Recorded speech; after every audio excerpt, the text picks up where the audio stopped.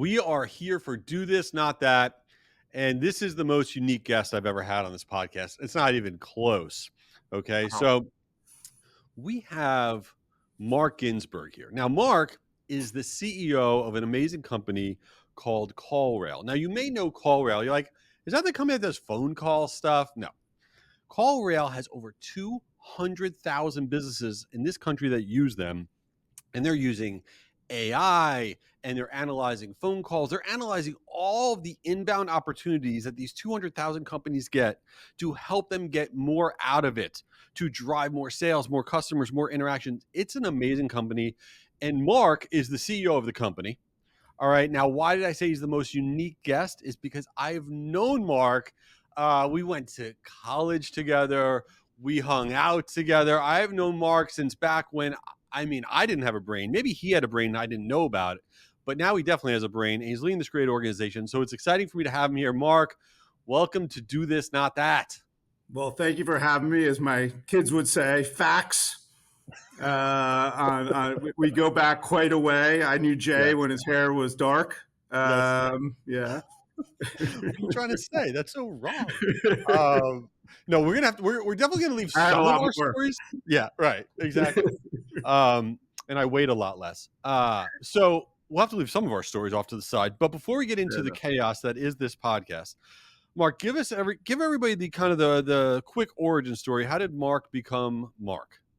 Sure. Well, we both graduated. I'm much older than you. Yes. Back in the mid 90s from the University of Florida.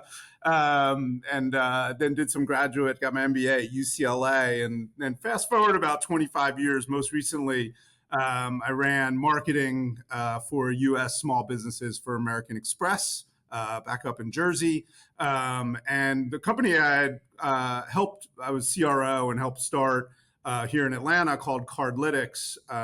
When I was there, the CFO at Cardlytics, a guy named Jim Morgan, he moved on to this company called CallRail, which has been around for about 14 years now. And the founder and CEO at the time was ready to move on and start a new great business. And Jim brought my name into the mix, and here I am. I've been at CallRail for about 3 years now. So I probably butchered exactly what CallRail does and is. So like, set it straight. What do you all do over there? Yeah, so as you said, we work primarily with small and medium businesses, and we help them connect all of the dollars they spend in marketing, whether that's digital, whether that's on AdWords, whether that's on a billboard, to their lead, to every lead that comes in, right? So they know exactly what the return on investment they're getting is, whether it's coming in through a phone call, through a form fill, through a text message they get, through a chat they get. We tie all that back. We can then analyze those conversations for them, pull out interesting insights, help them save time, and then go tell Google or Facebook, hey, send me more leads like this, send me less leads like that. That's awesome. To quote your podcast. That's a good idea. I'm glad you guys are doing that. Somebody should do that. I'm glad they came up with it. Yeah, right. So let's rewind a little bit. We're going to be talking about AI stuff, and we're going to really get into stuff that I think that can save people a lot of time and get a lot of good out of it. But I feel like you've been on this AI journey your whole career, even though AI wasn't a thing. Like, how did you wind up kind of leading an organization that's so AI focused? Like, did you know that this was coming? Right. So, yeah, I mean, when I was, 4 or 5 years old, I thought I want a career in AI. But I think that, it's funny, like connecting with you, back in college, so 1993, right? It was actually it wasn't even a major. It was like a certificate out of the business school. I don't know if I actually even have a degree, called Decision Information Sciences. And I was like, it was new. Like, how do you use data and analytics to help run the business better? And I actually learned to program in COBOL. That's not super valuable anymore. But we did things like conjoint analyses to try to figure out different levers that could drive the business. And then moving on in my career, trying to think about regression analysis and marketing mix analysis, right? I remember working at a company called Catalina Marketing, and we were working with Campbell's Soup, and someone did an analysis for us that said every incremental can of soup was 40 cents. And then they changed providers of marketing mix analysis, and they said every incremental can of soup is $72. and we lost that business, right? It was just like, it wasn't perfect, but it was like as good as the inputs that went into it, right? And it was like fairly rudimentary, especially as you think about what we're doing today. And then, like, kind of fast forward to American Express, who I think is as good as anybody in leveraging machine learning, and trying to predict the future using data, right? And I'll give you one really quick example. PetSmart came to us and said, "Hey, can you predict who's going to get a dog, a puppy? Because that'd be really helpful for us." And so we did this big analysis. We analyzed 20,000 data points, spend data points at American Express, right? So something the human brain couldn't do. And the number one, I wanted a dog. My wife did not want a dog. The number one predictor of people who were going to get a dog was increased spend at summer camp. And we had just signed my son up for his first sleepaway camp. And then the next biggest predictor was increased spend at bike stores. And I just got my younger son his first like real bike. And then the third was increased spend in lawn services. And we had just moved into a new house with a yard. And I called my wife and I said, "The facts are in, we're getting a dog. Like, we are so ready." And she said, "We're not getting a dog. We're not getting a dog." And then about 2 months later, we were in Vermont. She saw a Bernese Mountain Dog, looked at me and said, "I want one of those." He's now my favorite kid, of course. No offense if my kids are listening. But like, by the way, what I got out of that is the number one indicator of if you're going to get a dog is if your significant other says we're going to get a dog, not you, nor any of your that's data. the number one predictor. Correct. Yeah, that is it. You know, and now we find ourselves in AI, right? And like being able to take billions of data points, right, and use that to solve real world problems, right? I think we started out thinking about how to write poems about our friends, but the applications are becoming really meaningful and having I think a dramatic impact on business. So let me ask you a question. Everybody's listening. Is like, okay, great. I know AI is a big deal. And they're like, I go on ChatGPT, I try to write a prompt. It tells me here's a recipe for how to make tuna fish differently than what I'm currently doing. But how, on a practical day-to-day basis, without paying a boatload for some tool that I can't afford or whatever, how should people be doing things in their life, in their business life or whatever, to leverage the power of AI to benefit themselves? Yeah. Well, first of all, if you are going to write poems about your friends or your loved ones, that's certainly a great place to start. It gets you going. But on the business side, you know, I think the first thing that we're seeing is like there's real time savings happening. I mean, we work with a digital agency that they had 40 people that were just listening to phone calls from their clients and transcribing those calls and summarizing those calls.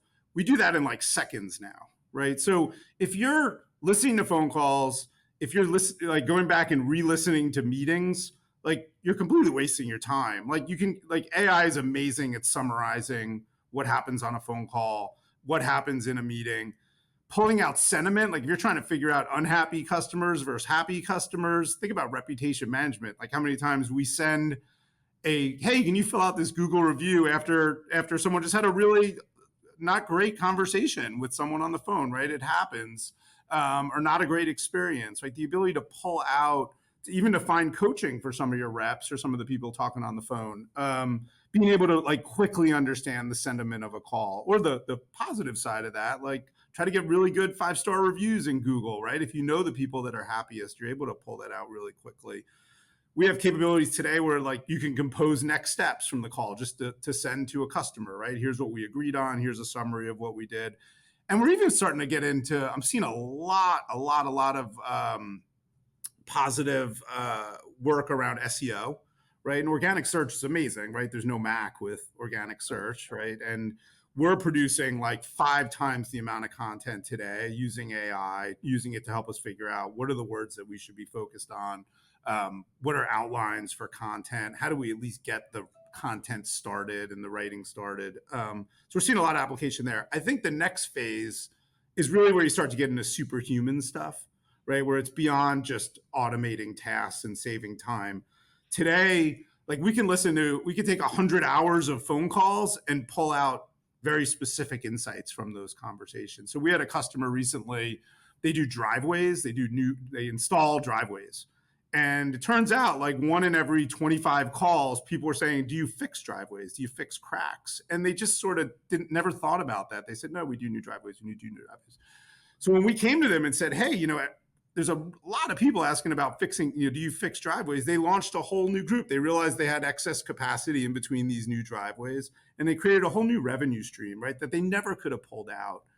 It's really like this superhuman. They would have had to listen to hundreds of hours of conversations to really pick that out. So let me ask you a question though. I'm curious about something. You talked about sentiment and using AI for that, and that's new to me, right? Yeah, That's new to me. And what I'm curious about is, so are you saying that we can people, marketers or business owners are having it applied to inbound phone calls, or and also maybe inbound emails, or and correct. all for doing communication, and then they're able to categorize things and say, okay, maybe this rep is not doing the job, or this product line people aren't happy with, or whatever it is, and then businesses are reacting to that sentiment, leveraging AI. Yeah, we actually have correct. So I can sort by sentiment, right? And say, show me all the calls, almost like 1 star through 5 star in reviews. I can go listen to, or go read the summaries of all my negative sentiment calls or highly negative sentiment calls, and we actually have it integrated into like a Mailchimp and a Constant Contact, where we actually can say, if sentiment is red, send them this email. If the sentiment is green, send them this email, right? And maybe the green one has a link to a Google review, whereas the red one has a link saying, hey, can we follow up and help you with whatever trouble you're All right, having? now I'm super curious about something. So as a regular person, I call up and they go, "This call may be recorded by whatever." Okay, Right. and in my mind, I'm like, no one's ever really paying attention to that recording. I mean, I like, where is that recording actually live? And now you're saying, okay, AI really does it for us, where it can summarize all of that and create these sentiment things. And I'm now concerned about the dude or dudette that is on the other side of the phone. That's the rep. Are these reps all of a sudden being held much more accountable than they ever were? Or is it like, is this a disaster for them? I'm like worried about them. No, I think it actually is really helpful for them because, like, well, first of all, there's more accountability, right? So there's no Yeah. more luck of the draw. Like, I mean, I will tell you, even like less than a year ago, we have a QA team that listens to calls, and it was just luck of the draw. They just pick calls, and Right. maybe, whereas here, what if your really bad call gets picked, right? But they don't pick your good call. Now it's like you're just living in this world of, they think I'm not doing a good job, but what about all these other really good things I did?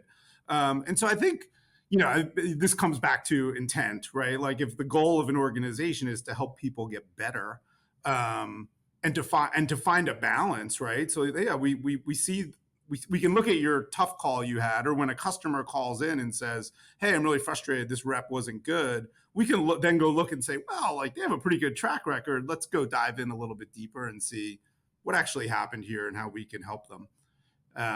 It's actually interesting because one of the really big capabilities that's come out also is call coaching. I'll tell you a really quick story. I listened to a call recently where a customer called in, a woman answered the phone and said, she had a challenge with something she wanted to do with a phone number in Google, but there were regulatory reasons why they couldn't do it. And so the rep at CallRail did a great job, said, here's the reasons why. From a regulatory standpoint, you can't do it. I'm really sorry about this. And that was the end of the call. And I listened to it and said, wow, that's a really great call. And, Google came back, or the call coaching came back and said, that was really good. You probably could have been a little more concise. Fine. No need to apologize. You didn't do anything wrong. It was a regulatory answer. Right. So Wow. you talk about, like, it never would have occurred to me to say that, but it's like, you're talking about thousands, millions of heads, the collective intelligence of that, of so many people, and to be able to pull that out, and for AI to pull that out. And I think as a rep, it's really valuable, because it's not, oh, this person has it out for me, they're telling me this, I don't agree with it. It's, a fairly, and we could debate it, unbiased view of how they're doing. Well, that is wild, and it is unbiased, which is good. There's like no filter.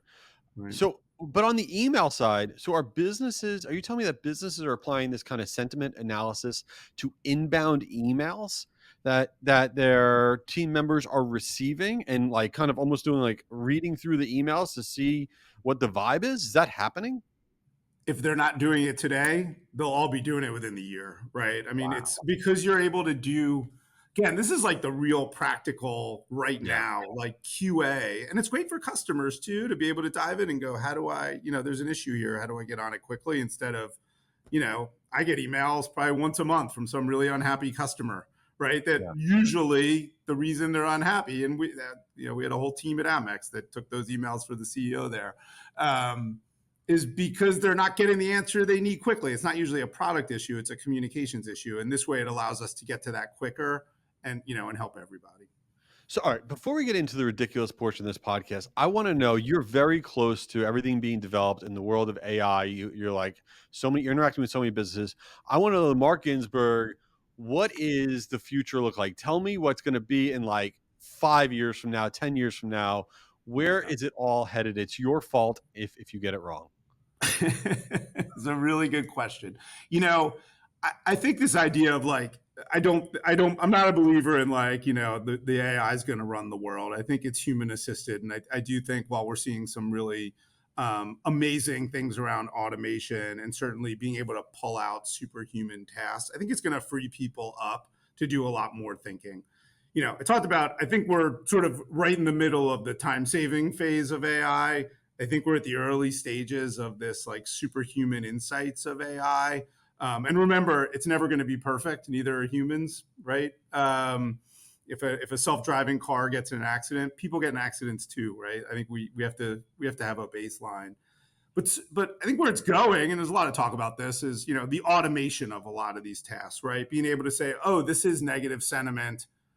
I need to go send an email to them that says X, Y, and Z to make sure to get ahead of it, right? And how do you start to automate a lot of these insights that are coming out? But I'll say that like we're finding like we're doing a lot of work with voice AI and the ability to like we're going to get to a place where we don't have hold times, right? Because it's going to sound very human like. It's already happening today. Be able to answer questions that you need. And then free people up to really spend their time thinking about innovation and where the business is headed. Yeah, it's interesting. I think we're in this period of. I remember when Amazon first started a billion years ago. People were like, it won't work because no one will put their credit card in. Everyone's too scared about privacy and all this stuff. And that ship sailed. Obviously, who cares now? You put your credit card in everywhere. And I almost feel like we're in that stage with AI right now because like I'll get on meetings and people have their AI kind of thingamabob listening to take notes. And then I've been in a bunch of meetings where somebody be like, well, can you turn off the AI thing that's listening to us? Because I don't feel comfortable with it kind of capturing all the information. And I think that we're in this like beginning stage where everyone just has to get comfortable with sentiment analysis on emails and phone calls and all this stuff that's happening because it's going to be a huge benefit to all of us if we're not scared of it. So we're going to get there. So all right, let's move into the I don't think we're ridiculous far away. portion I of don't this think we're far podcast. away, right? What's that? You're stranded at an airport, right? Like you could be on hold for an hour waiting for someone, or like you can have an AI, engine help you, right? Bot help you. And you could yell at It the helps you AI enough. if they walk by. Say, give me the bot, not the person. Right, give me the bot. Or give me actually you might even prefer the bot over the person. Mm. All right, let's get into the ridiculous portion of this podcast. We called Since You Didn't Ask, where we talk about nonsense. So I know way too much about Mark and about his previous existence or his current existence when he's not being a real deal executive here. But he's had a lot of interesting jobs. Am I wrong in that one of your original jobs was like, didn't you like sing like show tunes at a restaurant? No. Weren't you like an total embarrassment to the entire lineage of your family? All right. So, first of all, I didn't sing the show tunes. The restaurant was called the Burger Hop in Manalapan, New Jersey. I was a short order cook, and whenever the hand jive played, I had to run out and dance with Dave Tave. And well, the problem that not all businesses are well thought out. Every time I ran out to dance, the burgers would burn, and so the Burger Hop didn't last very long. But Oh no. while we're on this, weren't you the morning voice of Spanish River High School back in Right. 1992, 93? Yeah, well, here's great facts. Yeah, I did have a radio show, which is amazing that you know that. Just because your brother might be one of the dumber people on the planet that I know, and he shares this information. I did have a radio show. It was terrible, and people would call in and make requests, and they would also call in and say, "Can you tell this person I like them over the air?" I did anything I could to embarrass people, and that was amazing. What was another job that you had that was terrible? Oh, speaking of flawed business models, it was probably back in 90, 89, because you can go look it up. I used to shovel snow driveways whenever it would snow, and I went door to door and say, "Hey, it's snowing. You want me to shovel your driveway?" Well, I got smart and I said, "Why don't I go at the beginning of the year and say, hey, give me $100 every time it snows, I'll shovel your driveway for you." So kind of like a little bit of a SaaS model, you know. And well, it turns out that year, if you go back and look, it was whatever the year was. They had record snowfall in Freehold, New Jersey, and about halfway through the summer, my dad made me go back and give everyone their money back because I physically couldn't remove any more snow. So Wow. I a mean, lot of people you got were a lot of crushing it. snow removed. Yeah, did a lot, you know. Well, you're actually probably lucky that happened because you may currently still be in the snow business. It would be like Mark's snowplow business 30 years later. And it's like that would be what you were doing, that and your short order cook. I mean, I can only imagine the sentiment analysis on your crappy burgers that you were Oh my god. making. I mean, it was I like, could between the crappy burgers and the fact that people couldn't get their cars out because there was so much snow. I don't know. I'm right. sure my brother would have had a much better idea for both, I obviously. doubt it. I doubt it. Seriously. Well, this has been amazing. Listen, I want to let everybody know a couple things. First off, I'm actually going to be doing a webinar with the team at CallRail coming up in a few weeks. So we're doing Battle of the Communications, email versus phone calls. This thing's going to be on July 23rd at 1 p.m. We're going to put the link in it in the show notes. It's free to attend. It's going to be bananas. It's going to be fun. You got to check that out. Also, you should follow Mark on LinkedIn. You should check out CallRail. Mark, what else? How do they get involved with your world? Where can they find you and CallRail and all of it? Yeah. So callrail.com, on LinkedIn. Love to connect with folks. I'm a big believer in networking and helping folks out. And obviously, Jay, all jokes aside, this has been great to connect. We got to reconnect a couple of years ago at Inbound, which was a lot of Yes. fun. It's not often you get to hear people singing Living on a Prayer. I said, that voice sounds familiar. That might be Jay. So it's been Right. great to reconnect. And I think just Right. shows, the power of building strong relationships over time. Absolutely. All right. Appreciate you being here, man. Everyone check out CallRail, connect with Mark, and we'll see you on the next one.